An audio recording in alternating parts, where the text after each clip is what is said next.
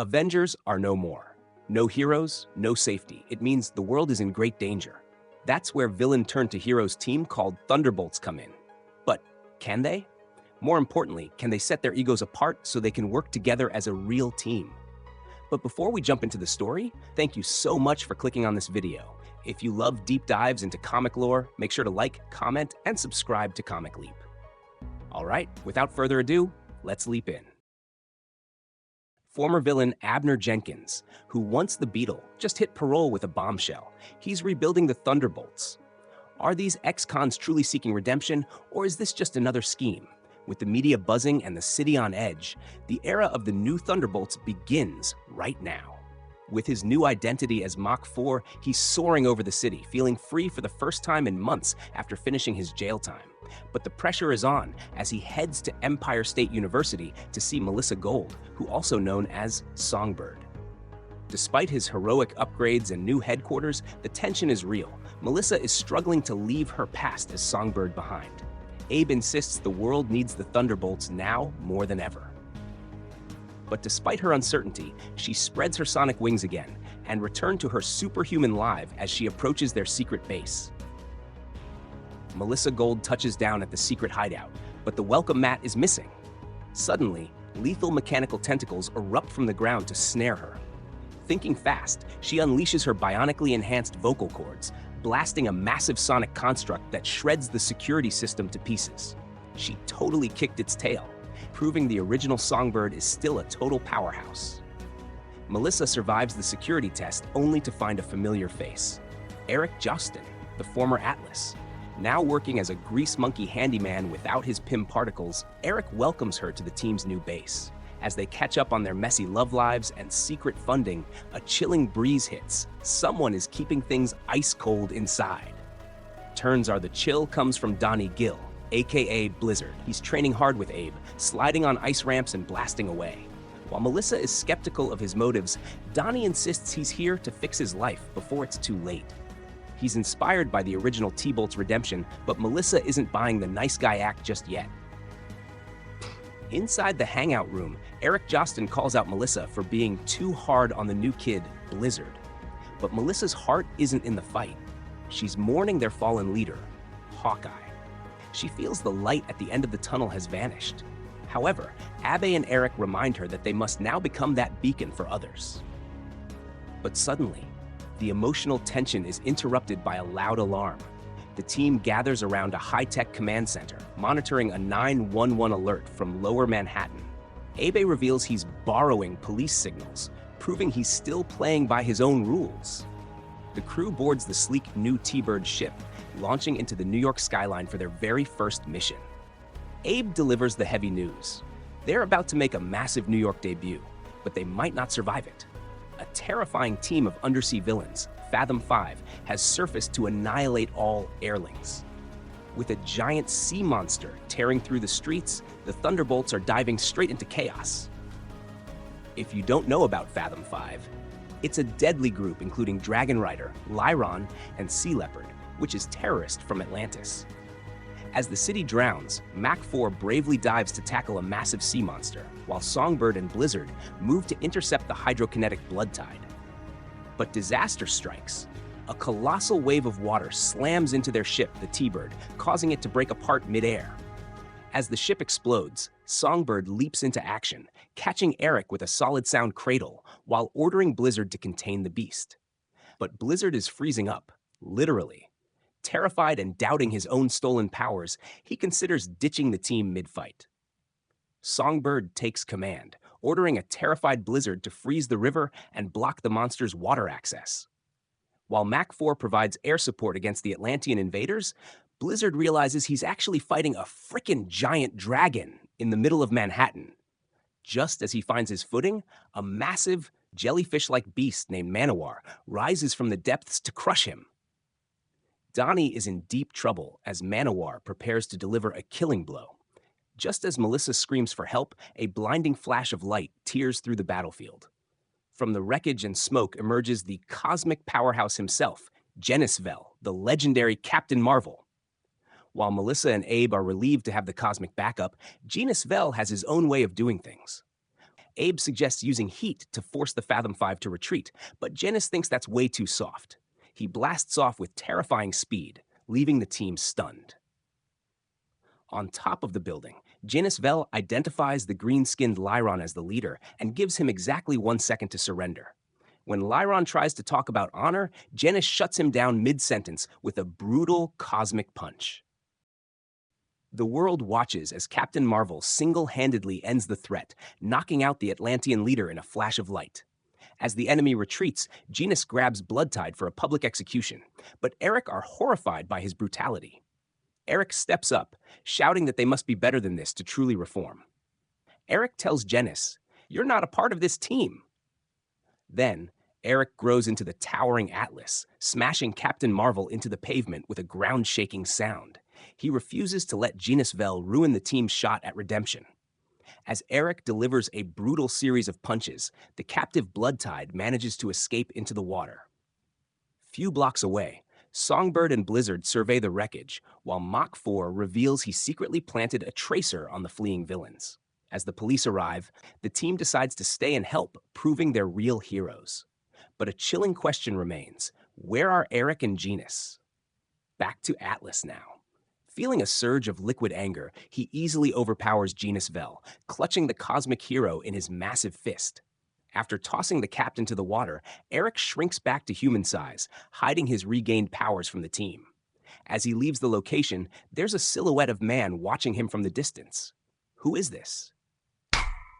Few hours later, back at the base, Eric Jostin approaches Melissa, keeping his secret return to power hidden. He reassures her that Captain Marvel will be fine, even though no one knows he just delivered a massive beatdown.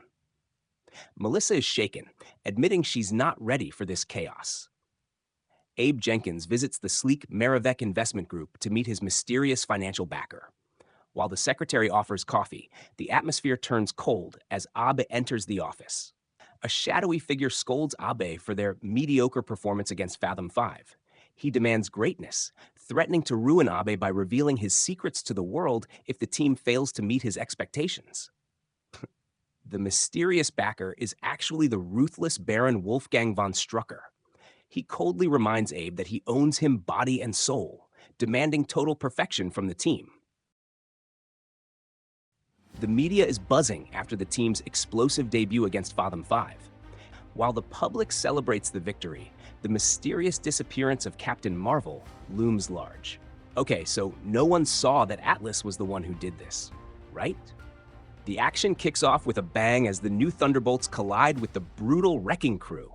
Commuter traffic on the George Washington Bridge grinds to a halt as the villains launch their assault.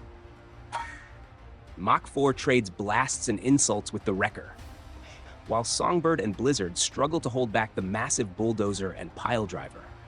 Atlas tries to keep the heavy hitters off balance, but these villains are magically powered and mean. Just as things get desperate, Atlas delivers a thunderous clap to save his teammates from being crushed. While Blizzard watches from the sidelines, the Wrecker rants about the Thunderbolts being traitors.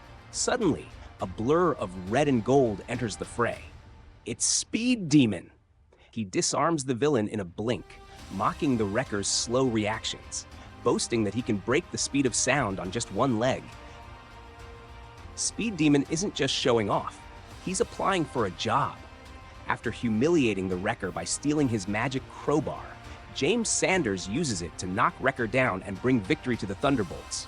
He believes being a reformed hero is the new big money gig. While Abe and Melissa debate his arrogance and shady past, Speed Demon officially asks to join the team. Then, on Maravec's building, Abe Jenkins confronts Baron Strucker, demanding to know if the villainous financier planted Speed Demon on the team. Strucker isn't having it, coldly reminding Abe that without his money, the Thunderbolts are nothing. He dismisses Abe as an insignificant tool for Hydra's new world, threatening to crush him like a bug if he continues to be an annoyance. The scene shifts to a high-tech surveillance room where Purple Man watches the Thunderbolts' every move. He observes their battle with the wrecking crew, analyzing the team's dynamics through multiple screens. Suddenly, the tension explodes as the swordsman enters the frame. With a swift, aggressive strike of his blade, he shatters the monitor. What is their purpose? The scene shifts to the Thunderbolts HQ at the Brooklyn dockyards, where the team is busy analyzing data. While Speed Demon and Blizzard look on, Songbird worries about their next move against Fathom 5, who is currently not in Atlantis. Suddenly, Abe Jenkins walks in with a game changer. He presents a Daily Bugle newspaper with a shocking headline, Atlantis to address UN. That's the place to ask, right? The tension shifts to the United Nations, where Namor the Submariner addresses the General Assembly. Flanked by Reed Richards, Namor denies Atlantis' involvement in the recent terrorist attacks, blaming a rogue faction called Atlantique.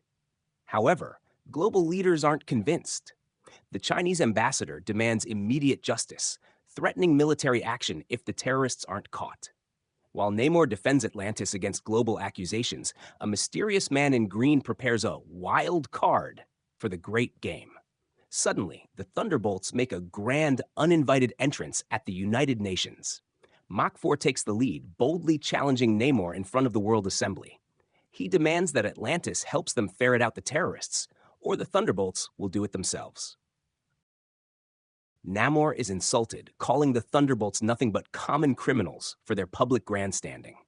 Mach-IV refuses to back down, getting right in the King of Atlantis' face. He tells Namor to drop the titles and take responsibility for his people's actions.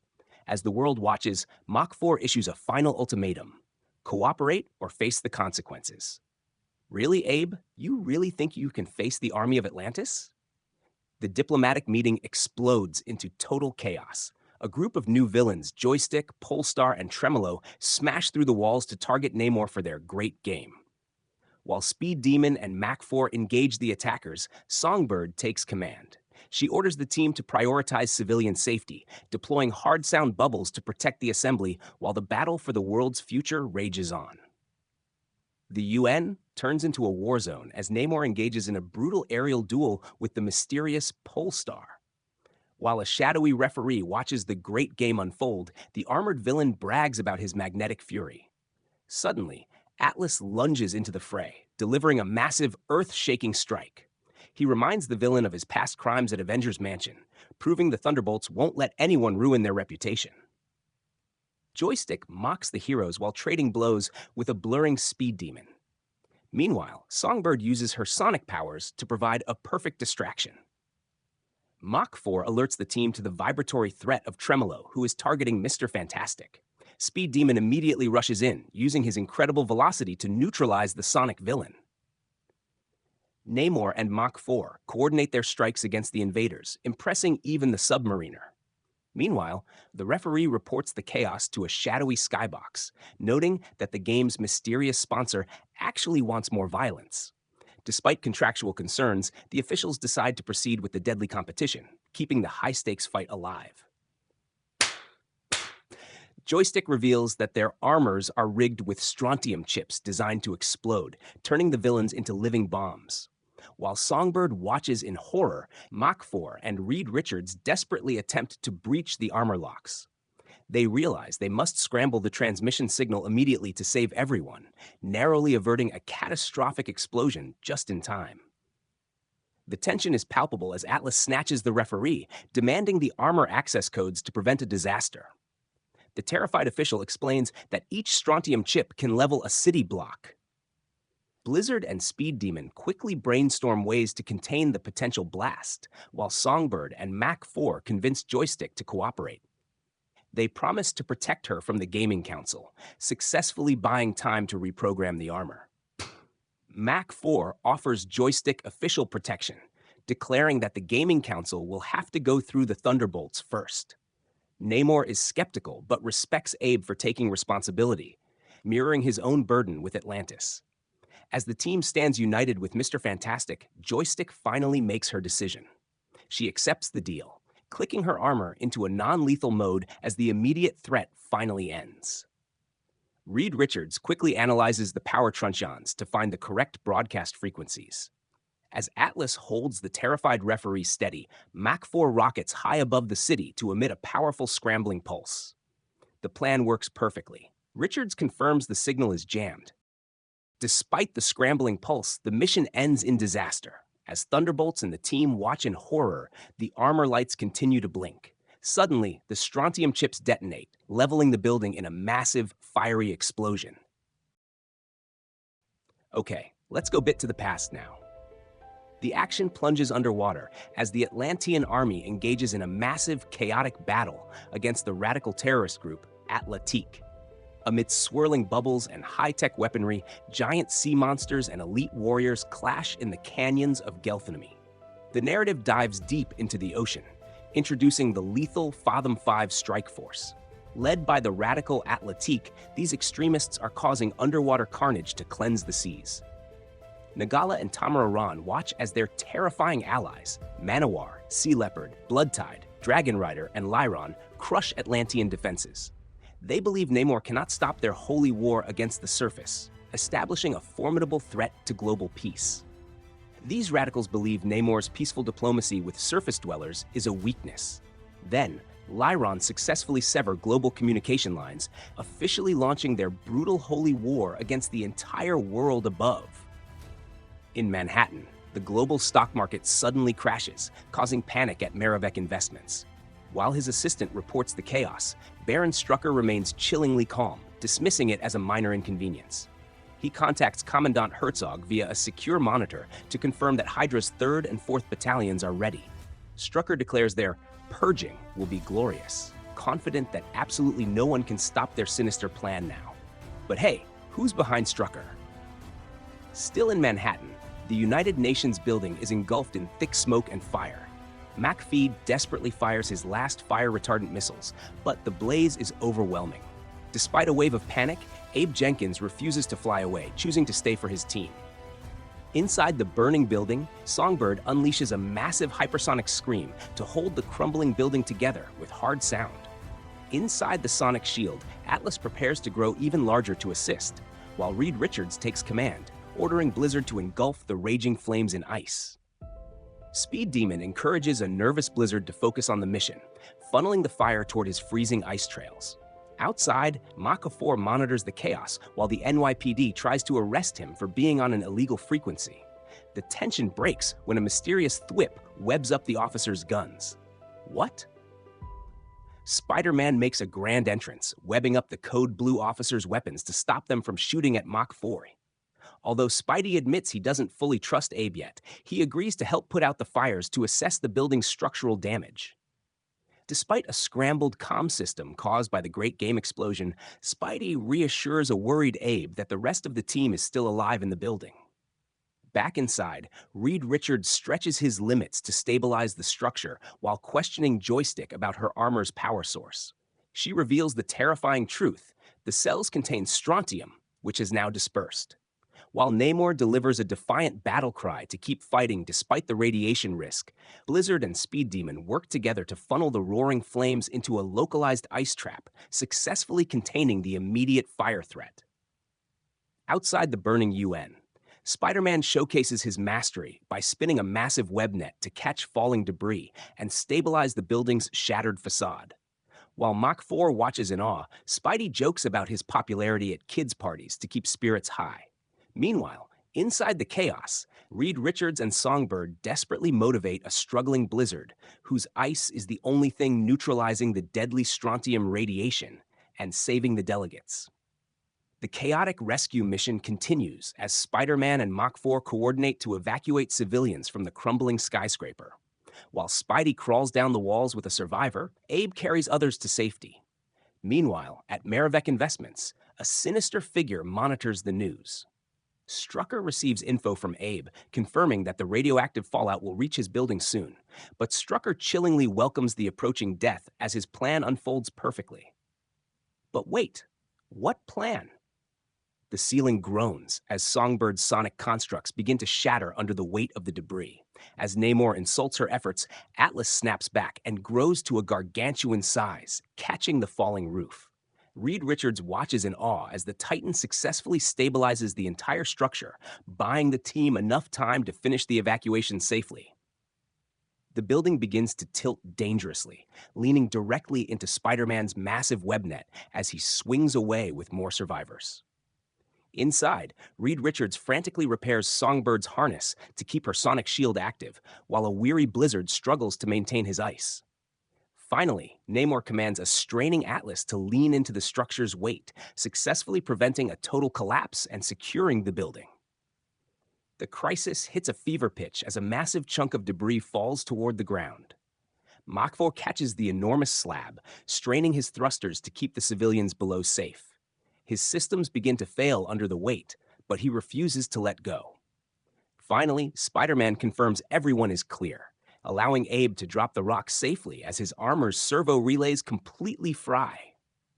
Eric and Melissa struggle to hold back the collapsing rubble. Realizing time has run out, Songbird creates a hard sound chute around Dr. Richards, tasking Joystick with leading him through the shifting gaps. She expertly maneuvers through the debris, successfully reaching the lobby and leading the survivors to the surface just in time. The heroes successfully exit the wreckage, but Songbird and Atlas remain trapped, holding the building's foundation. Eric reveals the radiation is reacting dangerously with his ionic powers, making their situation critical. While Reed Richards convinces Lieutenant Stone to accept help, a UN helicopter arrives. It's the Radioactive Man, Dr. Chen Lu, who stands ready to drop his payload and neutralize the deadly threat for good. The team looks up in disbelief as Radioactive Man leaps from a UN helicopter. As he descends, he begins absorbing the lethal strontium radiation. Inside the wreckage, Songbird and Atlas feel an immediate relief as the toxic humming fades, allowing the heroes to finally survive the containment mission. Radioactive Man lands and begins absorbing the lethal radiation, while Reed Richards explains Chen-Lu's power to a wary Namor.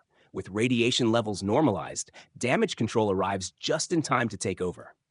Finally, Atlas punches through the debris to freedom.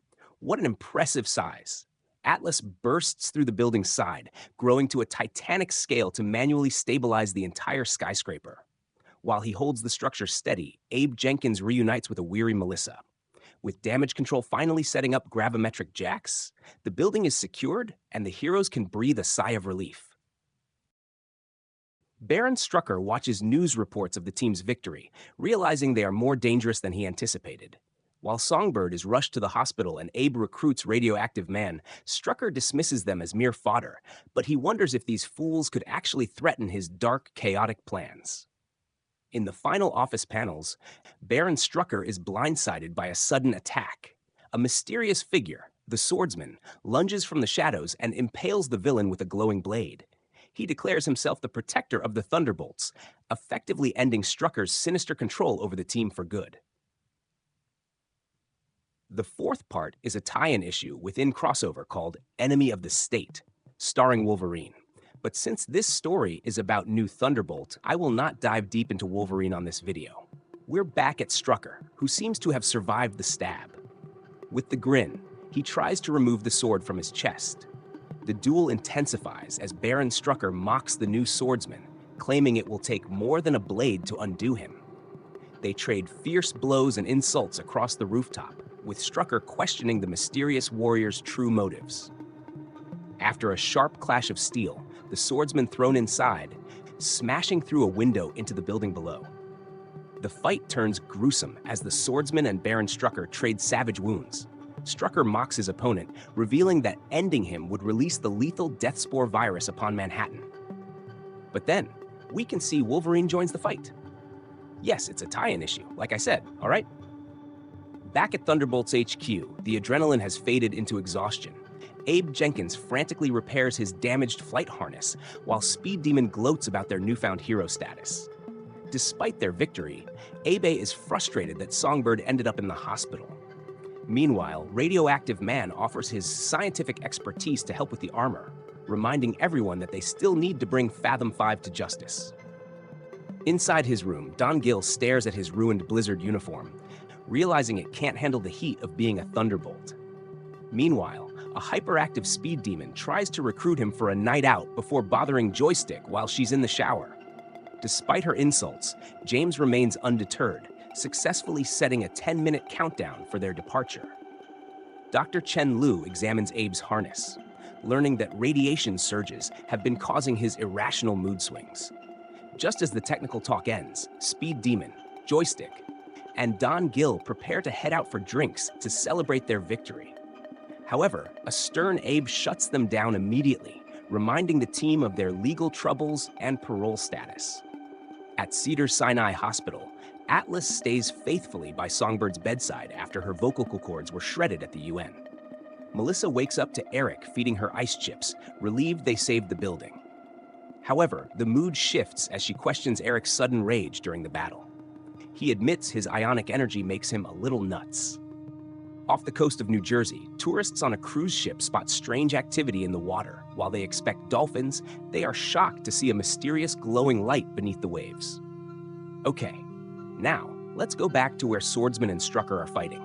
And yes, since this issue is a tie-in of Wolverine event, we can see him joining the fight. But why? That's another video to cover. Anyway, Strucker managed to defeat Wolverine and throws him down. But Swordsman, he leaps and meets Purple Man. Seems like he's working for this psycho. With Abe Jenkins meeting his parole officer, the mice decide to play. Speed Demon and Joystick convince a hesitant Don Gill to sneak out of the warehouse for some late-night trouble. Radioactive Man tries to lecture them on social responsibility, but they just laugh in his face. The rebellious trio successfully leaves for a night of beer and lechery. Meanwhile, at the hospital, Songbird gazes out the window, mourning the disappearance of Genus. The issue concludes at South Street Seaport, where Abe Jenkins meets with Carol Danvers, desperately trying to secure a probationary status for his teammates despite their shaky start. The meeting at the Seaport turns chaotic as Abe Jenkins tries to explain his mysterious financier to Carol Danvers. Suddenly, the restaurant explodes as Lyron of Fathom 5 launches a brutal surprise attack. Carol leaps into action as Warbird, soaring into the sky to engage the villain. Amidst the wreckage and rising water, Abe realizes the peaceful negotiations are over. The real fight has just begun. A massive, terrifying sea monster erupts from the East River, smashing through the Brooklyn Bridge and tossing cars like toys. The beast roars as it looms over the city, signaling that the Fathom 5's invasion has officially begun. As Fathom 5 destroys the city, Warbird takes charge. She blasts Sea Leopard and Bloodtide with a powerful photonic beam, while Abe Jenkins rescues civilians from the wreckage. Despite being grounded without his armor, Abe watches Carol heroically hold the line against the overwhelming sea monsters. Warbird delivers a devastating punch to Lyron, knocking the Atlantean villain back. She desperately urges a soaking wet Abe Jenkins to call in the rest of the team while he scrambles to find a working cell phone. Meanwhile, at the hospital, Songbird tries to get out of bed to help, but Atlas insists she rest her damaged voice. At the hospital, Songbird urges Atlas to join the battle. Eric leaps from the window, triggering his ionic energies to grow into a towering giant as he hits the street. While pedestrians scatter like ants, Eric charges toward the waterfront to help Warbird. Back in her room, a worried Melissa finally reaches the Thunderbolts on the phone, ensuring the rest of the team is finally on their way.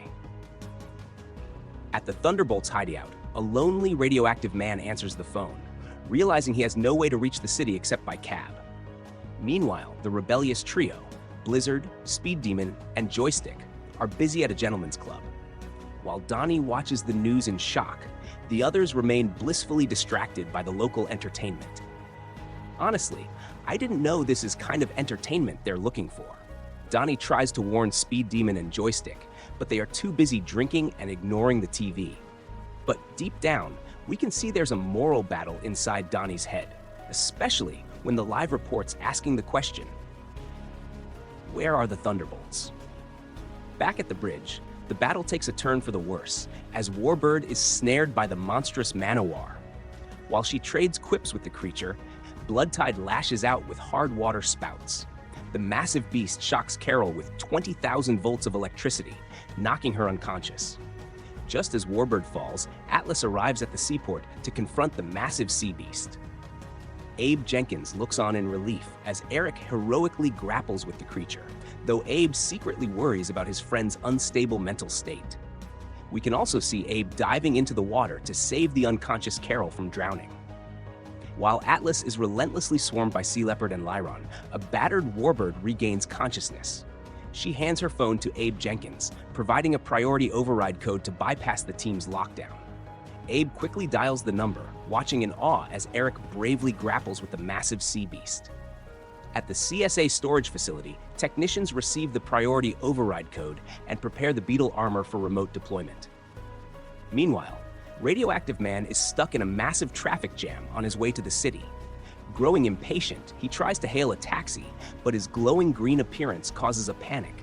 The police arrive and pull their guns, forcing Chen Lu to surrender. Gotta say that this scene is funny. The standoff intensifies as Radioactive Man demands the police drive him to the battle, even threatening them with radiation if they refuse. Terrified, the officers comply, and their cruiser screams through the city with sirens blaring. Meanwhile, back at the club, Donnie points at the news, begging his teammates to help. However, Speed Demon and Joystick mock him, leaving Donnie to walk away in total frustration. But hey, where is James going alone? Not to the toilet, right? In a blur of speed, Speed Demon zooms away from the club toward Manhattan. Where is he going? Meanwhile, the battle rages as Lyron slams a yellow taxi into Atlas, mocking the surface world. Eric remains unfazed, catching the villain in his massive palm. He asserts his dominance, reminding the Atlantean that he has no idea who he's messing with. Abe Jenkins realizes that while Atlas has Lyron pinned, Bloodtide is still a major threat to the surrounding civilians. Thinking like an engineer, Abe grabs a live power cable and thrusts it into the surging water. The resulting electrical surge shocks the elemental villain, knocking her out of the fight and proving that heroes don't always need armor to win. But he is getting knocked from behind. It was Sea Leopard. While Abe Jenkins lies defeated, he begins a typical villain monologue about his ancient superiority. Suddenly, Speed Demon arrives in a blur, circling the villain so fast he creates a localized cyclone. The speedster delivers a massive attack, knocking the fishy foe flat. Then, all of a sudden, James already back in the bar. What the, James? But anyway, well done! In the club, Donnie watches in horror as Atlas eviscerates a sea monster's abdomen with a single punch. Eric loses his temper, screaming at the Atlanteans for their senseless violence against humans. Meanwhile, a mysterious green streak suddenly tears through the sky, accompanied by a deafening, high-pitched wail that signals a major shift in the battle. Abe Jenkins hears a familiar, deafening hum as a high-tech streak descends from the sky.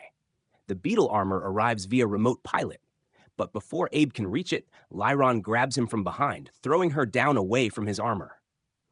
The cavalry finally arrives as Radioactive Man delivers a massive hit, punching Lyron across the pier. Chen Lu refuses to use radiation, wanting the villain to suffer physically. It is time for Abe to wear his armor. Meanwhile, at the club, the slackers watch the news in shock as their team finally turns the tide. Finally, Beetle joins the fray.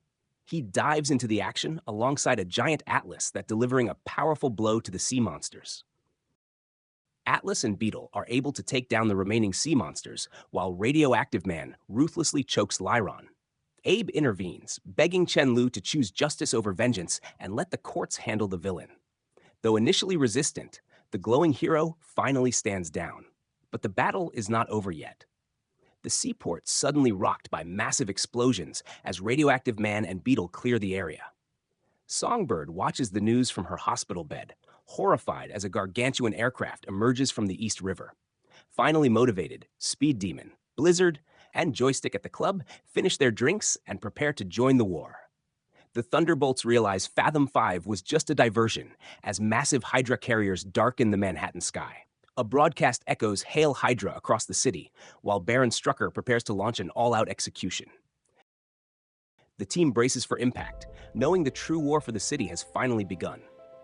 Massive Hydra Armageddon carriers swarm the skies, signaling a plan for utter annihilation. While Radioactive Man attempts to revive Warbird with a radiation boost, a furious Atlas hurls a gargantuan boulder at the invaders. Despite being outnumbered by an entire army, the Thunderbolts stand their ground on the wreckage. The sky erupts in chaos as Atlas hurls massive chunks of a bridge at the Hydra fleet, while Beetle desperately attempts to hack into their flight systems from a remote terminal. Despite the overwhelming odds, hope arrives as the new warriors, including Nova and Namorita, streak into Midtown Manhattan. Together with the Thunderbolts, they engage the invaders in a massive aerial dogfight.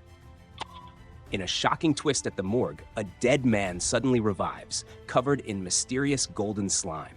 Meanwhile, Songbird defies doctor's orders, suiting up to leave the hospital.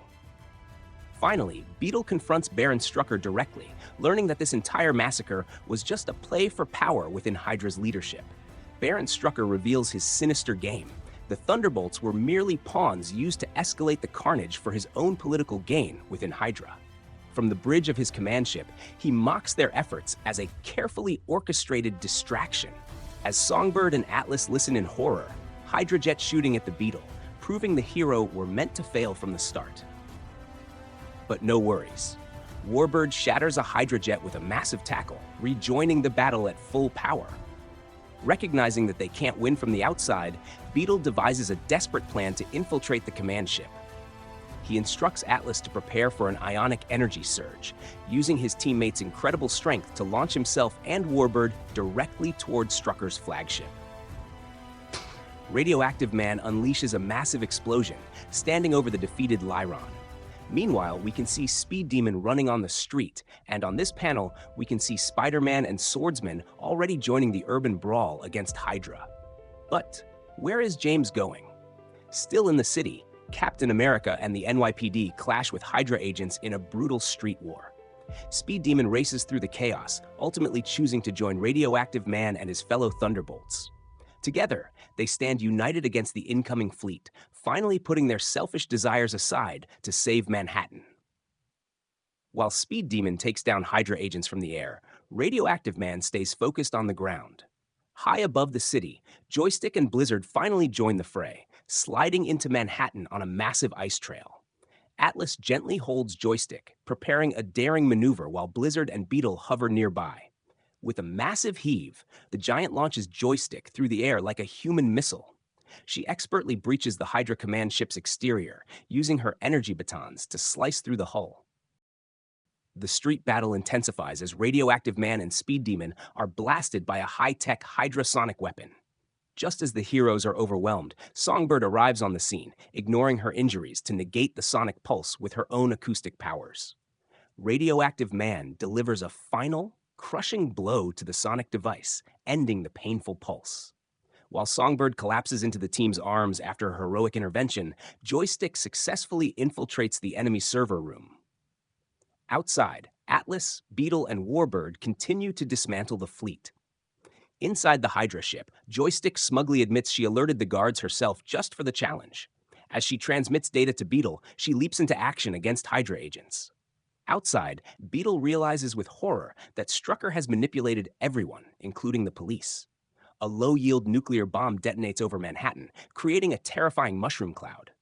Beetle orders Carol to get Chen-Lu to absorb the radiation. Warbird quickly flies Radioactive Man directly into the radioactive plume. Dr. Chen-Lu successfully absorbs the lethal energy, neutralizing the fallout. Fuming with rage, Atlas unloads his fury on the Hydra crew, absolutely livid that they detonate a nuke in the city. Meanwhile, Beetle drops a bombshell on Blizzard and Speed Demon. There are about 14 nuclear bombs scattered across Manhattan. Hydra is dead set on sinking the entire island. Beetle tasks Speed Demon and Blizzard with disarming all those bombs, which are set to blow every 60 seconds. He hands over his armor goggles to James.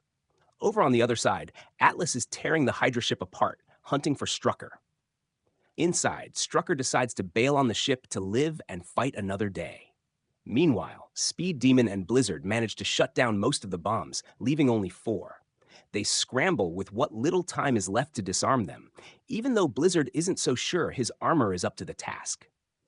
Down on the bottom panel, we see Chen-Lu successfully absorbing all the radiation from the first nuke. Atlas is still ripping through the Hydra vessel, desperate to find Strucker, but from a distance, Abe spots an escape pod soaring through the air. Could that be Strucker? Even with armor that's nowhere near as fast as the Mach-IV, he's determined to chase that pod down. Meanwhile, Atlas manages to find Janice as she makes her exit from the ship. Strucker's pod climbs higher and higher. Without his helmet, Abe is pretty much helpless, and Strucker knows it. At that extreme altitude with no oxygen supply, Abe can't keep up the chase and goes into a freefall. You better watch your back, Strucker. Finally, Speed Demon and Blizzard reach the site of the last bomb. But disaster strikes. Blizzard is fresh out of ice. James has no choice but to grab the bomb and run as far as he can, despite the fact that it's set to go off in less than 10 seconds. At the very last second, James can't hold the bomb back any longer. The final nuke goes off in a massive explosion. But wait, what's this? A glowing black figure appears and absorbs the entire blast. We all know who this is, right? Genisvel. This is the page where we realize the battle is finally over. The Thunderbolts have all ceased fire. The funny part is, Atlas is totally shocked that Genisvel is still alive. And the best part, nobody knows yet that he was the one who dumped Genis into the ocean. Through a live broadcast, a reporter announces that Fathom 5 has been captured, though Lyron and Sea Leopard managed to slip away. But the most important thing is that New York is safe, thanks to the help of the new superhero team, the Thunderbolts. Congrats, Abe and the gang. All right, everyone. That's the story of New Thunderbolts issue 1 to 6. Do you like it? Or do you want another story you want me to cover next? Just leave me a comment. But anyway, thank you for watching the video.